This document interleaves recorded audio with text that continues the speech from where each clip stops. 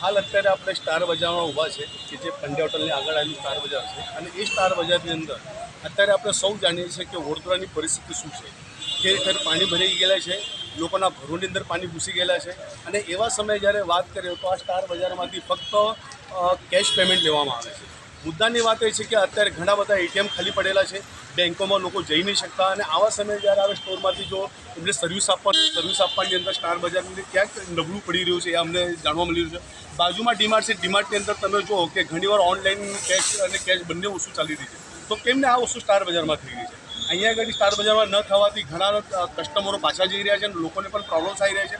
મુદ્દાની વાત એ છે કે સ્ટાર બજારની અંદર સૌથી મુદ્દાની વાત એ છે કે શાકભાજી પણ સારી મળે છે અને આવા સમયે જ્યારે કડક બજાર બંધ હોય, માર્કેટ બંધ હોય તો ઘણા લોકો અહીંયા શાકભાજી પણ લેવા આવે છે, પણ જ્યારે એમની પાસે ઓનલાઈન પેમેન્ટ હોય તો એ પેમેન્ટની શાકભાજી પણ ખરીદી નહીં શકતા. આ દુર્દયની વાત છે. એટલે આપણા ચેનલના માધ્યમથી, આ ટીવી ચેનલના માધ્યમથી હું સ્ટાર બજારના જે પણ ઓથોરાઇઝ પર્સન હશે એને એક રિક્વેસ્ટ કરીશ કે આ જે સિસ્ટમ છે સિસ્ટમ બંધ કરો અને વહેલામાં વહેલી તકે આની જે સેવાઓ ચાલુ થાય ને લોકોને હેરાનગતિ ના થાય એ જ હું માગું.